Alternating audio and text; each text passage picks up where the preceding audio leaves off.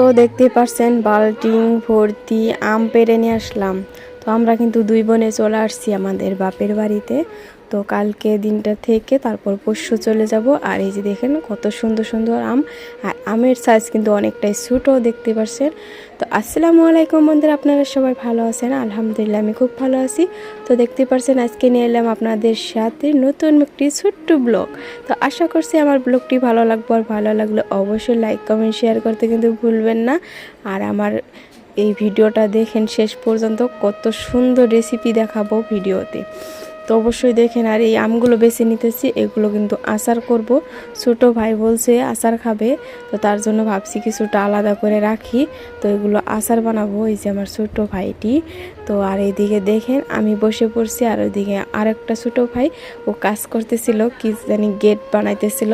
আর এইদিকে কিন্তু আমি বাল্টিং ভর্তি আম নিয়ে আসলাম। আমি আর একদম ছোটো ভাই দুজন মিলে কিন্তু পুকুর পাড়ে থেকে আম নিয়ে আসলাম। আর এইদিকে শেহজাদ খুশি হয়েছে আম দেখে, যেহেতু আম মাখা খাবে শেহজাদ, তার জন্য আর কি।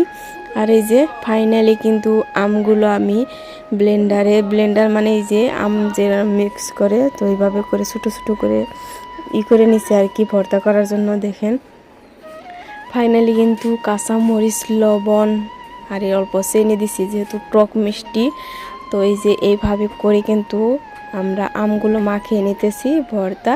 তো আমার আগের ভিডিওতে পাইছেন অনেক সুন্দর সুন্দর আমের ভর্তার ভিডিও আপলোড করছি আপনাদের সাথে, তো অনেকটাই ভালোবাসা দিছেন। আর সেগুলো ছিল আমার শ্বশুর বাড়িতে, আর এখন চলে আসছি বাপের বাড়িতে আম ভর্তা খাওয়ার জন্য। তো দেখতেই পারছেন কত সুন্দর করে ভর্তাটা করতেছিলাম। কার কার খেতে ইচ্ছা করছে অবশ্যই কমেন্টে জানাবেন আমাদের আম ভর্তাটা কীরকম হয়েছে। কিন্তু অনেকটাই টেস্ট হয়েছিল, খাওয়ার পরে দেখি মাশাআল্লাহ অনেকটাই টেস্ট। আর আমি বিসমিল্লাহ বলে মুখে দিলাম, দেখেন ওয়াও খুব টেস্ট লাগছে।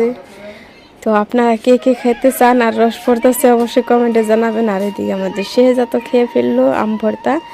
তো আপনাদের কার কার বেশি ভালো লাগে আম ভর্তা? তো আমার কাছে তো অনেকটাই ভালো লাগে। তো আমি কিন্তু বারবার খাচ্ছিলাম আর টেস্ট করে দেখছিলাম লবণ আর ঝাল ঠিক রকম হয়েছে কি না। তো আশা করছি আমার এই ছোট্ট ব্লগটা আপনাদের কাছে ভালো লাগছে।